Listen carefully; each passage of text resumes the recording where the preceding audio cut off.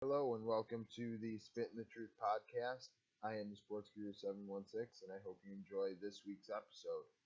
I am here with Dylan and I've already introduced Dylan the last two shows, but this is Dylan and we're going to talk about the Super Bowl this week and kind of preview that because it is literally tomorrow when you watch this. And there's a lot of, hype around the Super Bowl. It's the most watched thing in the world all year round. So this is going to be a big thing.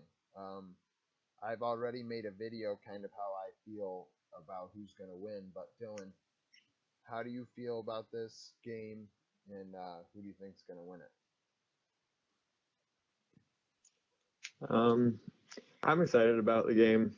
Going into the conference championship round, it was I was rooting for Broncos and Carolina, but I was basically going in with the mindset like anyone but the Patriots this year.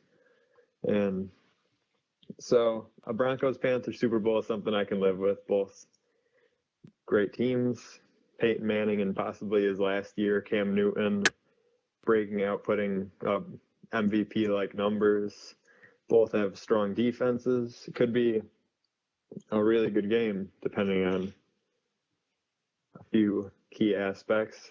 I think personally, I'm rooting for Denver because of Peyton Manning. I've been a fan of his for a long time, since early days when he was back with the Colts, and I'd like to see him go out on top. So I want the Broncos to win. I do think they'll win, but I could definitely see this being a close game that could go either way. And I think the biggest challenge for Denver will be Cam Newton. They're going to need their defense to contain him, stop him, slow him down, whatever they can do to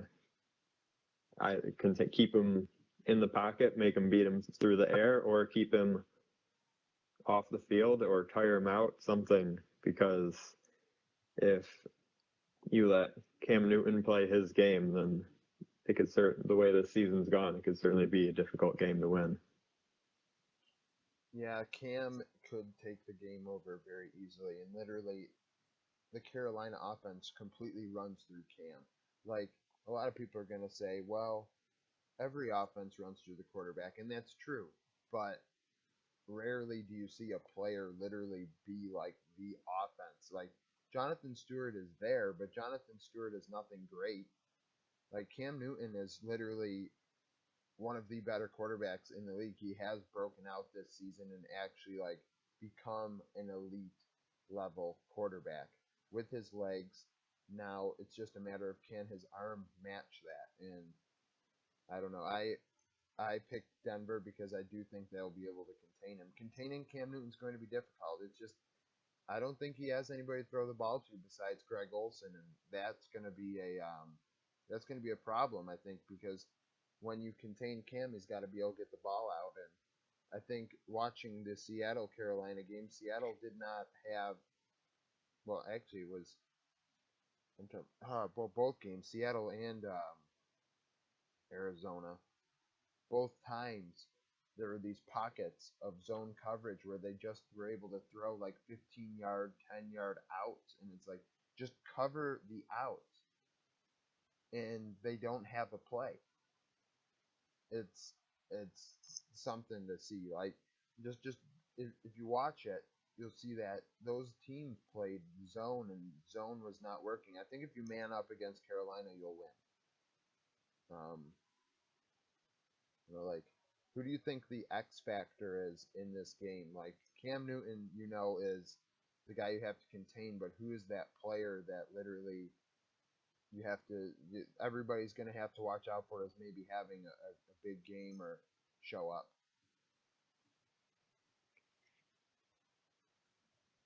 I'm I was just actually kind of crossing my mind as you began talking about them, but you've been saying how like Stewart's there and Greg Olson's his best target, and I was thinking about Ted Ginn, and I think he could be somewhat of an X factor in that he could make big plays and have a great game, or he'll do absolutely nothing. For some reason, I see him as either he'll make like an amazing, like the helmet catch. We'll have one of those from him, or he'll drop a deep pass open that would be a touchdown that'll end up costing them or something. But I certainly think, like we talk about, Cam Newton has no weapons. I think he's underrated, but I partially think, like, I've seen him make a number of drops, so maybe it's his underratedness or whatever is warranted because he's inconsistent, and that's not something you want, especially going into the biggest game of some of these players, possibly the biggest game of their entire career, probably for most of them. But I could see him definitely having a big game, and we talk about Cam Newton possibly having a big game, but if the Denver, I don't know why I said we, if Denver can contain him, I think it'll be largely the result of Von Miller having a great game on the defensive side of the ball for Denver. Yeah, I honestly, I think Cam Newton is to Carolina what Von Miller is going to be to Denver, because Peyton Manning is not the factor in this game. Like, Peyton Manning has to manage the game. He's not going to go out there and put up 350 yards and 4 touchdowns. He's not going to do that. But I think as much Cam Newton is to Carolina, Von Miller is to Denver, because Von is going to have to stop Cam himself. Like, that line is going to do it, but Von is going to have to really play great. And that 2011 draft, is that what that draft is? I think so. Where it went Newton and then Miller, and then the Bills took Darius 3. And it's interesting to see you. You're here. We're here almost 5 years later, and they are going to play at the highest level, probably the most important players for each of their teams in the Super Bowl. In my opinion, the X factor, like, I want to be kind of different and go off the rails here, but it's gonna be like, maybe like Aqib Talib or something like that, just because one of those guys, that's the guy who's gonna have to cover Olsen. I think Talib was on Gronkowski, and I think Talib's going to be on Olsen. And he's going to have to stop Olsen to win this football game, because he is their only option. If you take away Olsen, you take away the throwing game. You said Ted Ginn is the X factor, and that's right for Carolina, because he's extremely fast, and that's why teams will play zone against Carolina. But the thing is, they're giving up so many underneath passes that Carolina just storms down the field, and then they score when Cam's in the red zone and can really utilize his legs. So it's almost like you have to keep the safety over the top, kind of paying attention, but you also have to keep man for the short passes. And I think Talib's an X factor for Denver. I would say somebody like Emmanuel Sanders, because he is going to be the number 2. He will not be against Josh Norman, and he's going to be the guy that's going to have to get the ball turned to him, because Demaryius will be covered. So, if Emmanuel Sanders can be that guy that he was, where he could get like 10 catches this game for like 100 yards, you may have an MVP performance coming your way if he can perform like we know he can and he has in the past. So that's interesting to think about, because it's just, Cam doesn't have the weapons, but Peyton has all the weapons in the world, but Peyton just won't be able to get the ball to them as often, or if at all, with his with the way he has been playing. But it is his last game, and it could be his last game. We'll talk about that a little bit more. But what do you expect from Manning in this game?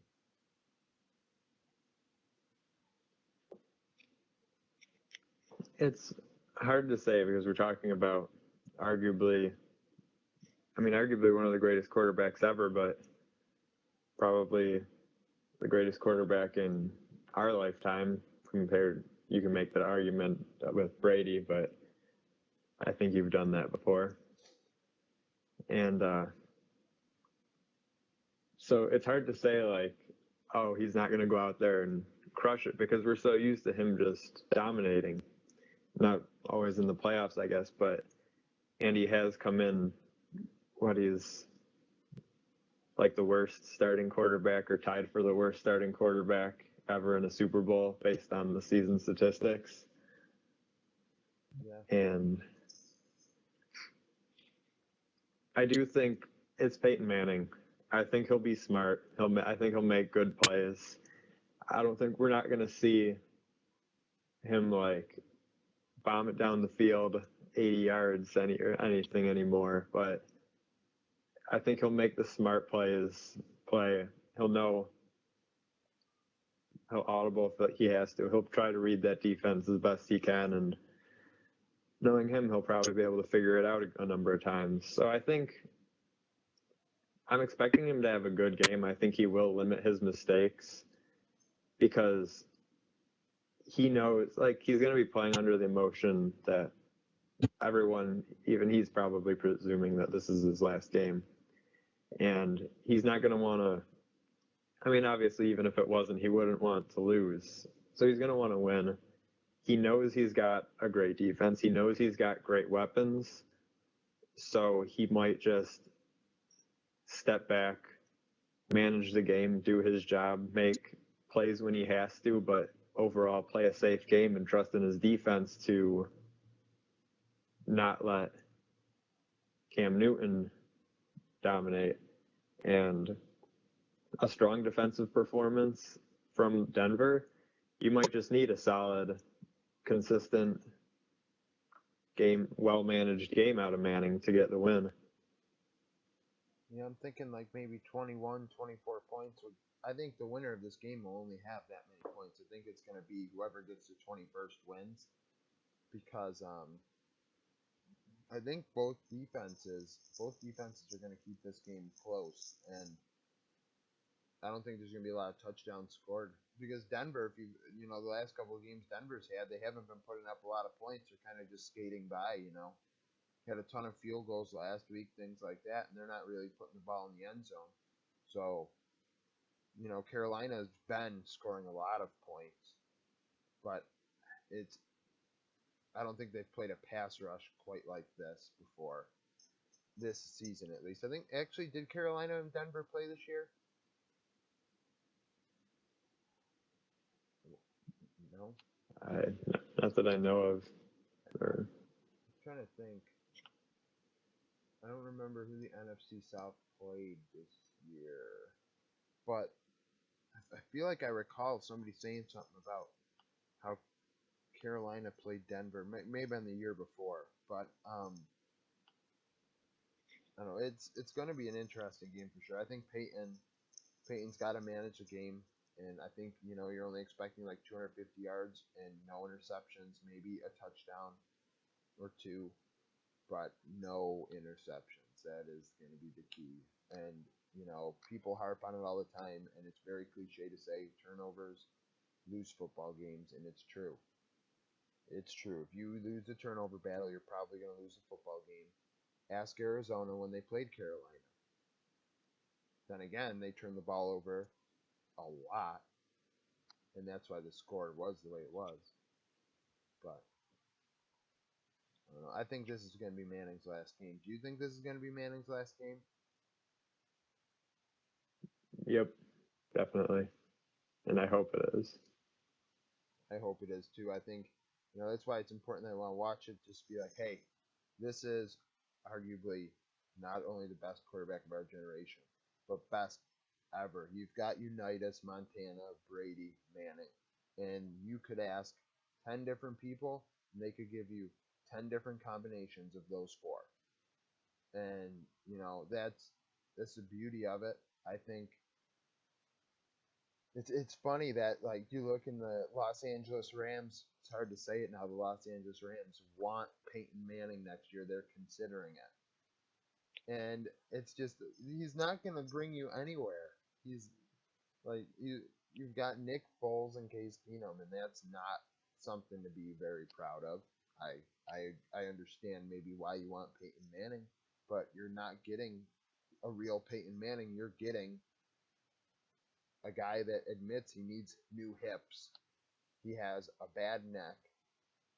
He has shown he really can't throw the ball more than 40 yards. Like you can't be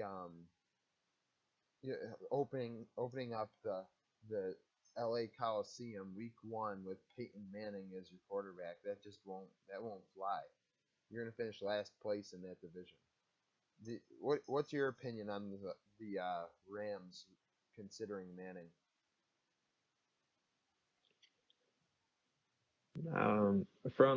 To me, it doesn't make sense from either perspective. Peyton, if he wins on Sunday or tomorrow, by the time this is uploaded, then I think he should retire, go out on a high note with a Super Bowl win, and sort of culminate his entire career with the highest team achievement possible. And then we know a couple of years from now he'll be a first ballot Hall of Famer regardless. But whether he wins or loses in this Super Bowl, he's probably not going to, I would say, like, this is the biggest game of some of these players' careers. Even though it is Peyton Manning, if he goes to the Rams, there's a good chance he's not getting back to the Super Bowl. We talk about how he just has to manage the game because they have this strong defense. They've got some good weapons. If he goes to, I keep wanting to say St. Louis, and I'm probably going to do it at some point.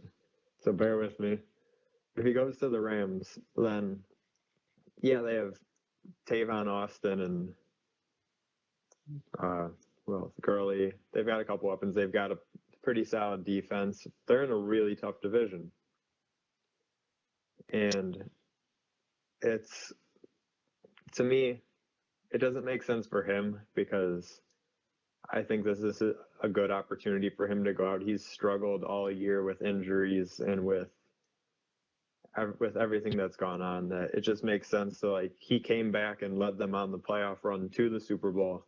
Remains to be seen the final result, but if he coming back and leading them to the Super Bowl, in my mind at least, salvaged it enough to say, like, this is a high note that he's ending on, rather than if he wouldn't have played the rest of this year and then retired.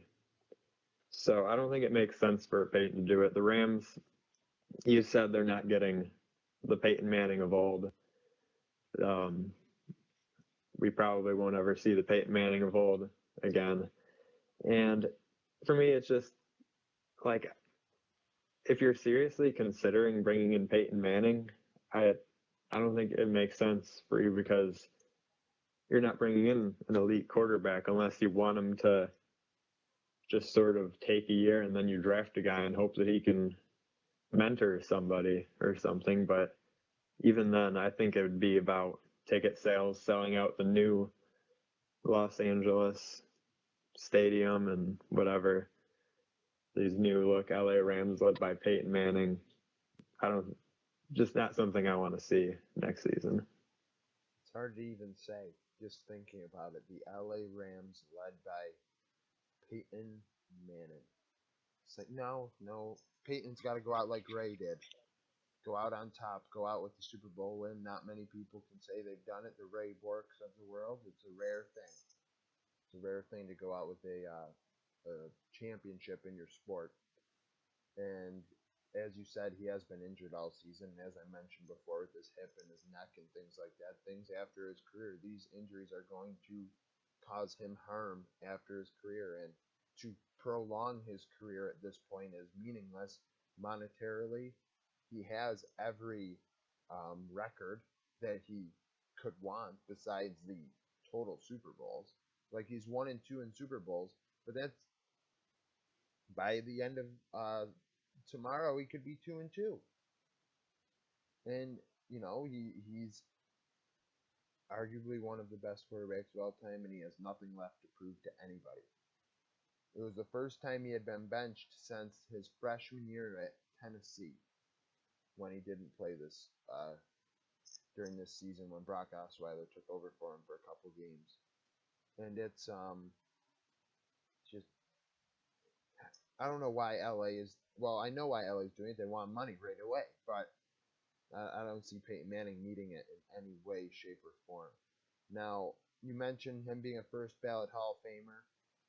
I think he should be, regardless of what this comes out as. But as I mentioned in the pre-show, there is a investigation about HGH use, which I believe may have occurred after his neck surgery in an attempt to help his rehabilitation and rehab and get back on the field quicker.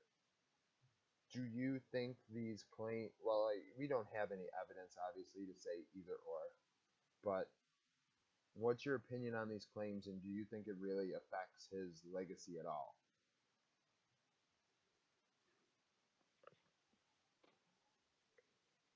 Um, it might be one of those things that people look back to and say like, oh, he did this after his surgery, whatever, whether it's true or not. Personally,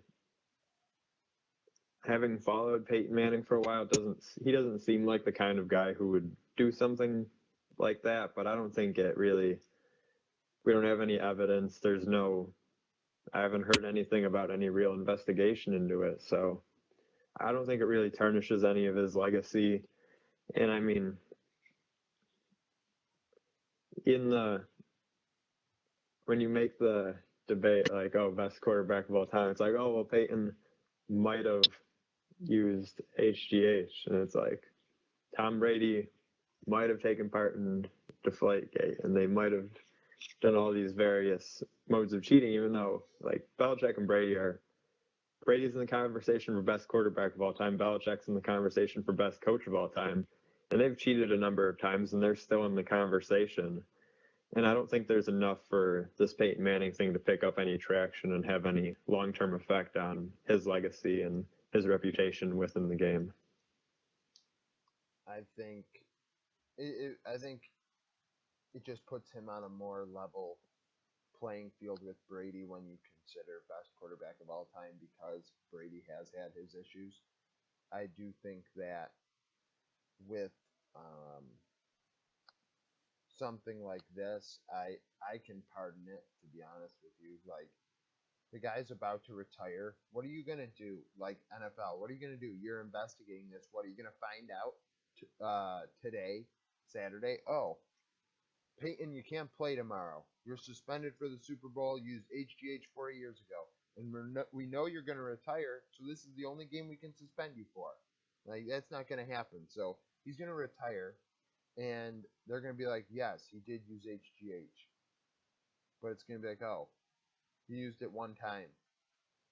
I think he only had it delivered to his house once. So, it's a thing. Like, the poor guy, they're trying to bring him down. Haters gonna hate right before his career's over. And I just hope it doesn't affect him for this week. And I know a lot of people have asked him questions about it. A lot of people have asked him questions about injuries and the HGH and things like that. And I'm sure he just wishes he could move on from it and focus on the game. Um, so it's it's a shame. It really is a shame. But do you think what do you think the significance of a second Super Bowl win for him is? Not no longer being considered that quarterback that always loses in the playoffs. I think it would be, like you said before, whether he wins or loses, first ballot Hall of Famer, one of the best quarterbacks of all time, but amongst certain fans, he does have the stigma of being a choke artist. And he's lost more Super Bowls than he's won. He's lost more times in the playoffs than he's won. But I feel like generally you can say that about most players who go to the playoffs or Super Bowl. They're going to have, it's not an easy task. And I mean, you can't lay a Super Bowl, to me, and it should be for most people, a team achievement. So when you say like Peyton Manning's 1 and 2 in Super Bowls, so he's a choke artist, there's an entire team of people that it takes to win a Super Bowl. And whether Peyton Manning maybe didn't play as well or whatever in his games.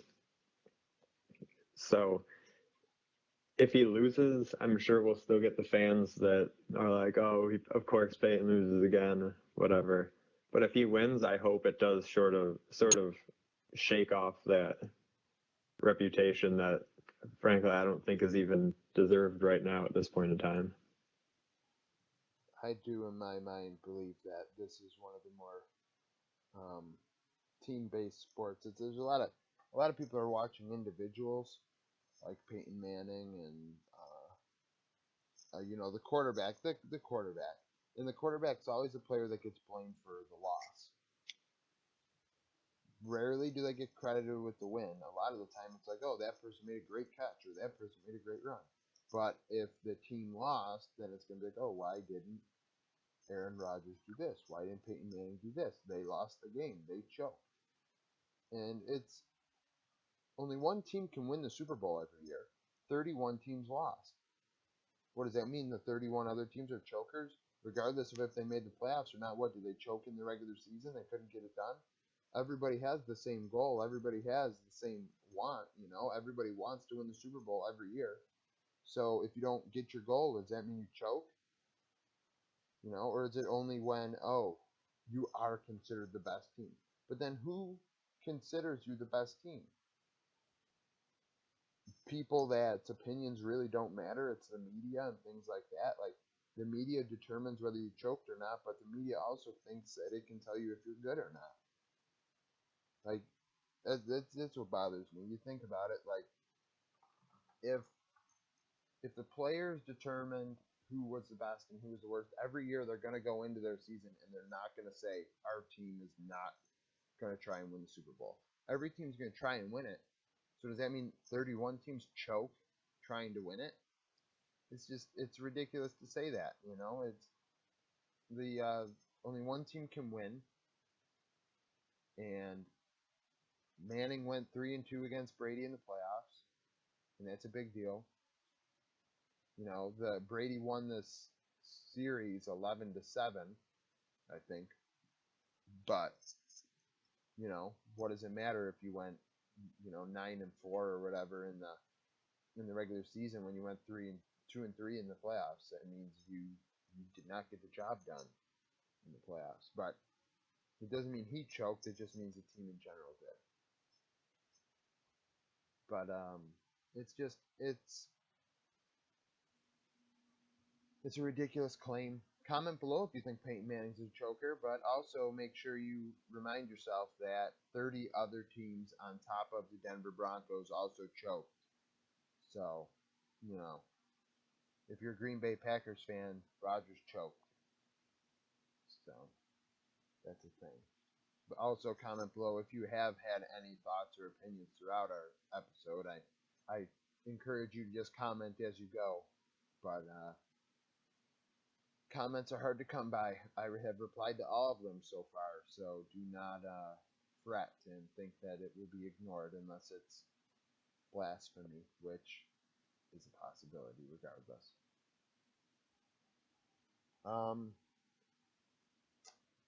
How much you mentioned? I have a question. Oh, okay. Shoot. It's sort of a two-parter, I think. But this is relating to the Denver Broncos and Peyton Manning. Do you think Brock Osweiler is the future of the Denver Broncos at quarterback? And do you think that the belief of him possibly being so has an impact on Peyton's retirement? Like, would Peyton look at that and be like, I'm going to leave and this kid will be able to step in and take on the role and lead this team to success? Or do you think they have to keep looking? He has that 2012 quarterback hype. And it's there. And I think that he's good enough. I think he proved this season in limited time that he will turn out being a pretty good quarterback in this league. Whether he's great or not, that is something that'll have to be determined later. And it's very unlikely. It's more than unlikely. It's probably not going to happen that he's ever going to replace Peyton Manning because Peyton Manning is who he is. But I think Osweiler is a good franchise quarterback to have. I wish we had him. I think he's more of a I do. He's what is he? 6'6", 6'8" or something. He's a big football player. Like he is like Big Ben, just solid. Cam Newton, just a solid player. He may not have the legs of Cam Newton, but he's gonna last, and that's something to consider. And I think that I think Peyton was gonna retire. I would probably, if Peyton Manning had started all 16 games this year and they still got here, I think he would still retire. I think this opportunity, he knows this is the opportunity and this is the time. So regardless of Brock, I think he was going to retire, but I also think Brock, it may have been like 80-20 leaning towards retirement, and he made it like 95% I'm going to retire because I don't think he's trying to help Denver as much as he just feels like, they picked Brock over me a couple times this year. Like, they picked him over me. I may have been hurt, but they definitely were very content with putting Brock in my place. And they wouldn't have taken him with a second-round pick without, considering him as the guy that they're going to go forward with after I'm done. And, it reminds me a lot of the Brett Favre, Aaron Rodgers situation. You got to think about that. And how Favre left Rodgers, and Rodgers was ready. He had those years of development. And frankly, I think Osweiler will be better off than Rodgers, only because Favre was not a smart quarterback. Like, he was a smart quarterback, but it's when you're comparing Manning to any quarterback, Manning is the smartest quarterback, in my opinion, to ever play the game. And to have him as your guy helping you, is quite a treat, really, in your development. What do you think about it? Do you think Brock is the answer?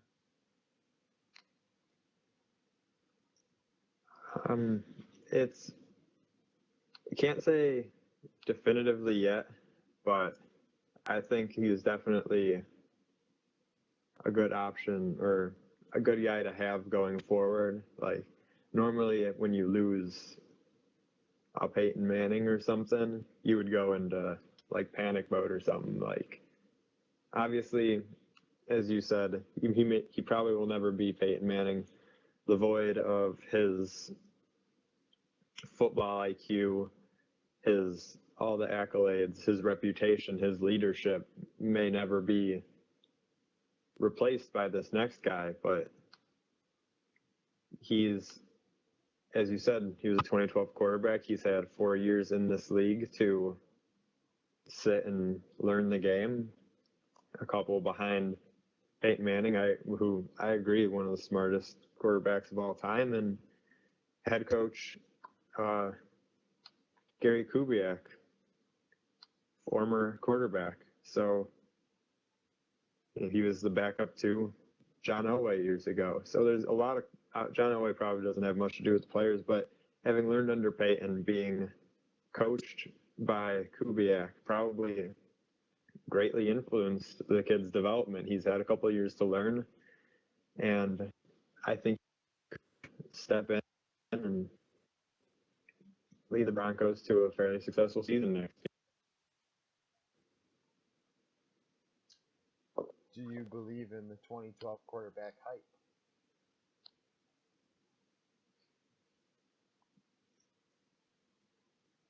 I don't know. It might just be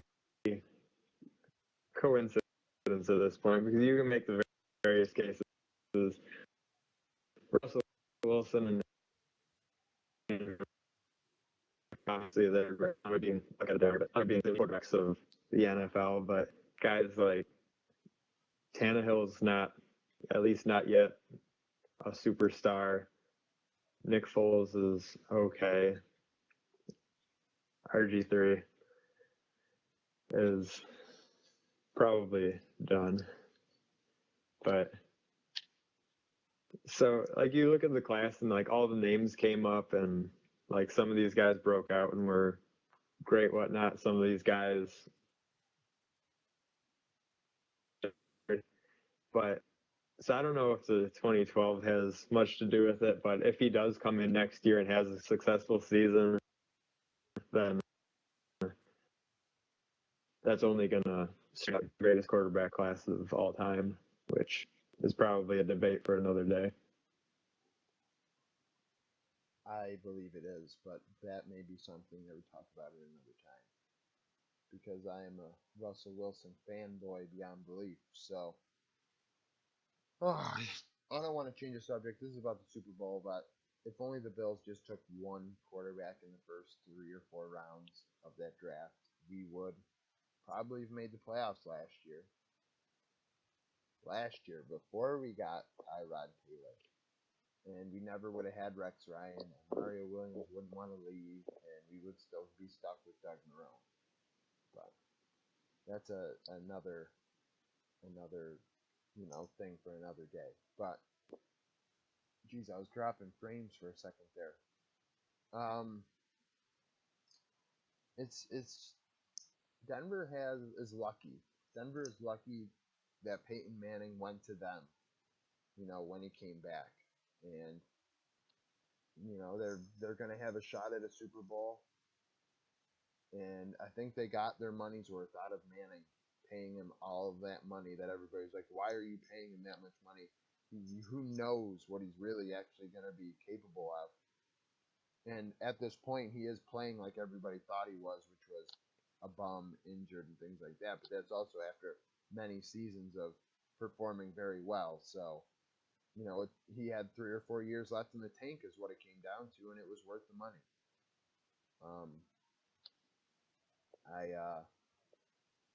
It's gonna be bittersweet this weekend. You're watching the game and you just like, yeah, this is it for one of the greatest. So I think I'm gonna cut the podcast off here with the Super Bowl and quarterback talk. It's a little shorter than the other ones. It's about almost 40 minutes by the end here. If you did have any comments, like I said earlier, comment below. Like the video if you liked it. Subscribe if you want to see that I'm uploading future content, or this podcast, which is uploaded every Saturday. Next episode may be uploaded Sunday, depending on time schedules. I don't really know how that's going to work next week, but there will be videos almost every day on this channel, so please subscribe and you will get daily content of some kind. So, Dylan, do you have anything you want to say? Thanks for watching. Keep supporting Andy's channel, and go Broncos. Go Broncos. Thank you for watching.